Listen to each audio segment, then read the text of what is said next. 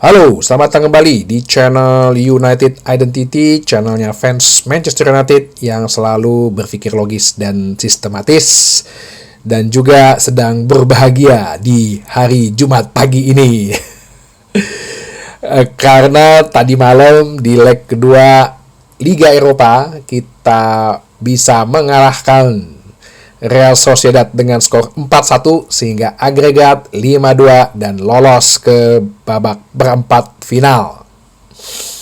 Gue tidak bisa kasih pandangan mata semalam ya, nggak kasih pandangan mata karena ya paginya aja juga gini gue mesti ada banyak kegiatan, belum istirahat juga karena gue nonton jadi pulang tidur, gue nonton Roma kan, bayi bawa sama Roma dan AS Roma kalah dan berbahaya sekali Atletico Bilbao itu dengan duet kakak adik Williams ya. Dan kalau misalnya kita bisa melewati perempat final, kemungkinan besar calon lawan kita adalah Atletico Bilbao karena mereka di perempat final melawan Glasgow Rangers yang menang adu penalti melawan Fenerbahce-nya Mourinho. Gua sampai adu penaltinya Fenerbahce juga gue tonton tadi soalnya. Karena pengen tahu nih siapa nih, kalau gue berharap kan kalau Fenerbahce yang masuk ya mungkin bisa lah menjegal Atletico Bilbao, tapi ternyata Glasgow Rangers yang lolos untuk melawan Atletico Bilbao. Wah, serem karena finalnya akan dilakukan di Stadion Bilbao kan, pasti semangat mereka berlipat-lipat. Dan Spanyol itu mungkin gak hanya di Champions League tapi di Europa League juga rajanya. Sevilla aja 5 kali ya, Sevilla 5 kali, Atletico 3 kali, Villarreal sekali. Nah, banyak deh tim-tim Spanyol yang juara. Nah, tadi malam ya, kalau mau gue gambarkan permainan Manchester United ya, itulah gaya permainan yang seharusnya dan yang diinginkan oleh Manchester United dan yang sesuai dengan identitas Manchester United. Gitu. Ya, jadi kalau ditanya seperti dulu pernah ada videonya si Ralf Rangnick bilang gaya main seperti apa yang kita terapkan dulu di awal gitu. Dan seperti itu. Bukan masalah formasinya loh. Bukan masalah formasi. Bentuk permainan seperti itulah Manchester United. Sampai Andy Mitten pun bilang di satu sosial medianya, permainan Manchester United itu adalah seperti klub yang dulu gitu. Zaman Sir Alex Ferguson. Pressing, permainan cepat dan kombinasi, para pemain bergerak terus, langsung mengisi ruang yang kosong, mencari space atau menciptakan space gitu loh. Ya di luar lawannya si Real Sociedad ya, mungkin secara level kualitas pemain, terus juga sempat sesudah itu 30 menit akhir itu kita melawan 10 pemain, tapi kan pada saat 1-1 dan lawan 11 lawan 11 kan bentuk permainannya kan diperlihatkan oleh Manchester United. Nah itu, jadi bukan yang bermain ala Guardiola begitu, megang bola posisi dulu semua, ke belakang dulu ya, mundur dulu, nyamping dulu passingnya, tunggu dulu sampai sesuai dengan metode pemain yang tengahnya harus rapat, formasi 3 segitiganya, nggak begitu. Begitu lawan mau menyerang, potong, mau di tengah, mau di depan, mau di belakang, cepat melakukan serangan, serang lagi. Nah cuman tadi pagi itu ya masalah finishingnya aja yang bener-bener harus dilatih terus tuh ya, masalah finishingnya. Kalau waktu kondisi zaman dulu sih dengan ada Van Persie, Van Nistelrooy, Berbatov, Tevez gitu, Ronaldo, Rooney mah udah lebih dari 4 gol kali itu. Ya, tapi itu bener gaya permainan Manchester, identitas United begitu mainnya. Bahkan si Ruben Amorim setelah pertandingan kan dia ada wawancara tuh, bukan press conference, wawancara tuh yang ada Paul Scholes. Dia ngomong, inilah future-nya Manchester United. Nah, inilah gaya main masa depan Manchester United kayak gini. Itu. Nah, berarti sekarang tinggal konsistensinya aja nih, ya. Sekali lagi di luar ya lawan Sociedad, nggak main physically banget, nggak low block gitu loh kayak tim-tim Inggris, nggak parkir bus lah ya. Terus juga nggak terlalu main fisik, nggak terlalu rapat juga, dan Sociedad juga agak terbuka ya menyerang gitu loh.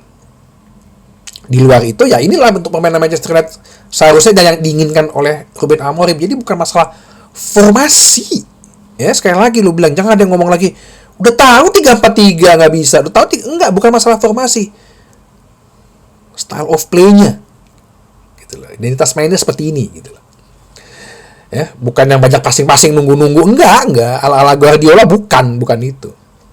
Jadi kalau bicara dengan formasi ya 3-4-3, kiper Andre Onana, back 3-nya di belakang De Ligt, back tengah kanannya Mazraoui, back tengah kirinya yaitu Edenhaven yang menurut gua bermain apik gitu ya, bermain bagus ya.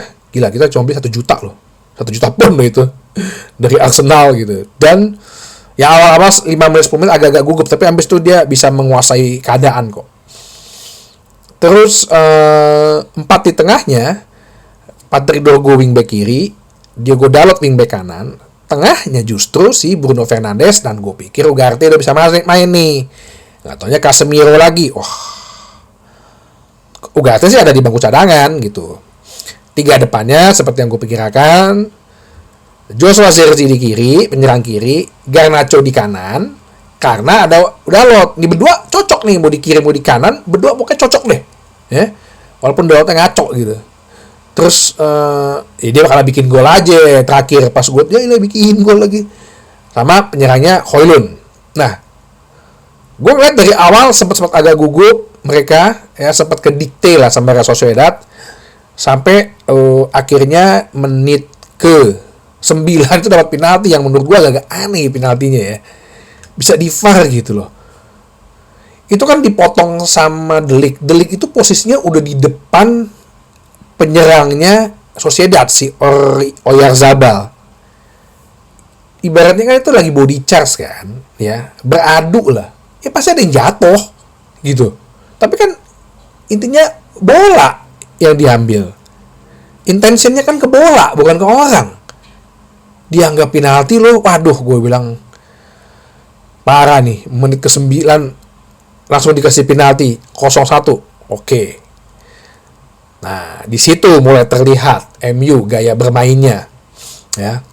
Dorgu yang gue bilang harusnya memang wingback-nya pola dan formasi dan ide bermainnya si Amorim itu kayak Dorgu itu.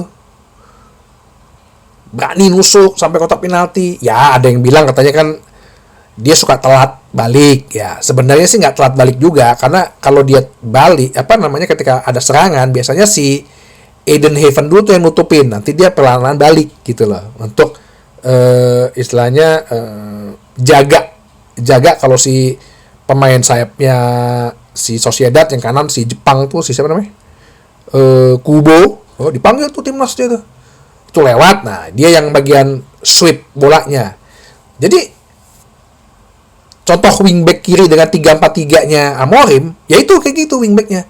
Sayangnya di kanannya Dalot gak begitu gitu loh. Ya, sampai ada berapa kali kesalahan, dia bingung.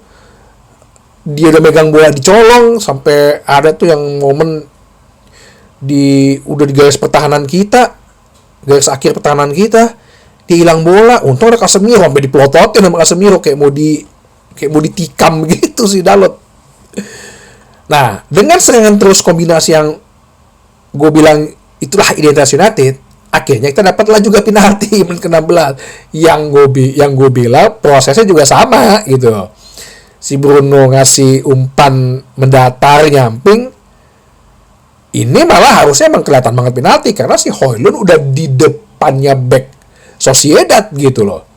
Itu intensnya udah ngambil dari belakang. Gue bilang gila nih, enak aja nih kalau nggak penalti nih. Dikasih kita penalti. Bruno Fernandes mengeksekusi dengan bagus 1-1. Permainan terus berlanjut ya. Sayangnya sampai babak pertama berapa kali kita coba belum juga membuahkan hasil. Jelas sih di penyelesaian akhirnya Højlund sebenarnya nggak jelek sih ya. Gue bilang nggak jelek ya. Cuma beberapa finishing dia memang harus terus dilatih ya. Dia kemarin tadi malam itu bagaimana dia membuka ruang, bagaimana dia mencari space dan menciptakan space buat dia sendiri. Kerjasamanya menurut gue dia cukup bagus gitu loh. Babak pertama berakhir, gue bilang sih ini lanjutin aja dulu nih ya. Artinya setidaknya sampai 10 menit pertama kita bisa dapat gol deh ya. Bener, serang terus. Ada hasil dari bola muntah tendangannya Zerzi ya. Lagi-lagi Patrick Dorgu ya, yang tadi gue bilang dia dilanggar. Itu jelas lah dilanggar itu. Si Real Sociedadnya aja sosok begini, lu kan nabrakin badan. Penalti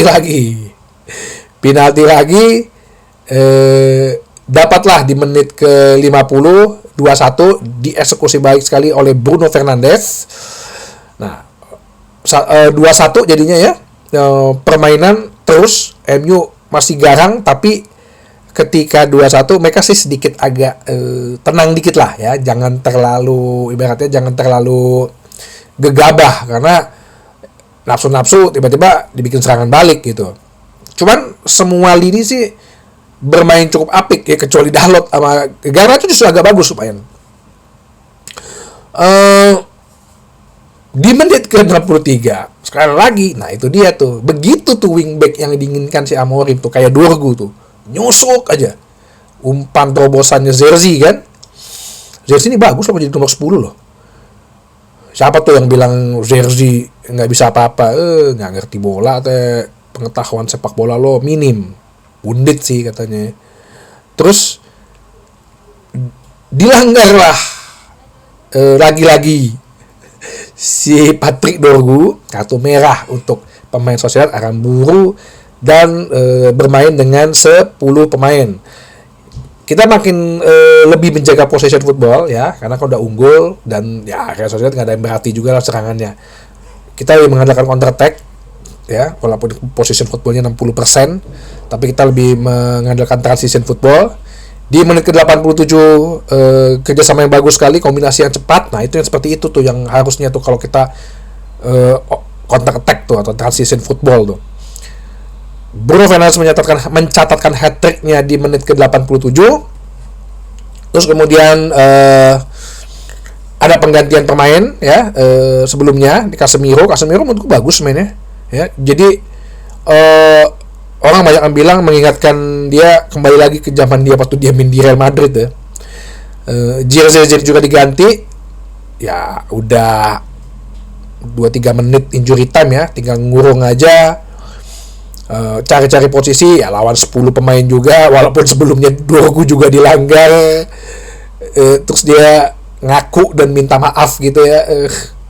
Bukan penalti gitu, jujur dia. Walaupun di press conference sih Amorim ngomong gitu, iya keadaannya kita lagi menang. Coba kalau lagi 0-0 apalagi kalah gitu ya, gue marah-marahin kali itu kayaknya kalau dia ngaku jujur gitu ya. Sportman ya, sportif. Dan tambahan lagi gol dilakukan oleh Dalot. Dalot tuh golin, padahal sih sepanjang 90 menit sih dia paling ngaco kayaknya mainnya, walaupun agak mendingan sih, tapi paling ngaco, terjelek di antara yang terbaik gitu aja lah ya Dalot tuh. Jadi keadaan 4-1, gol. Onana dengan lebaynya sampai lari ke depan. Apain sih tuh orang, penalti aja dulu diurusin. Dia tadi kalau lihat penaltinya ya, lo lihat kan dia gerak dulu gitu lah, gerak dulu udah pasrah ya.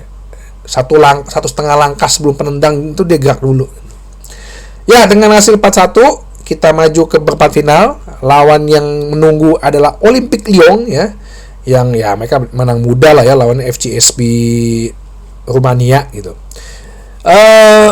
semoga kita bisa melangkah lebih lanjut. Cuman nggak bisa dianggap remeh tadi ku bilang, karena sebelah kanannya itu kita, kalau bisa kita mengatasi Lyon, kita bisa menghadapi kemungkinan besar Athletic Bilbao, yang dimana si Williams bersaudara itu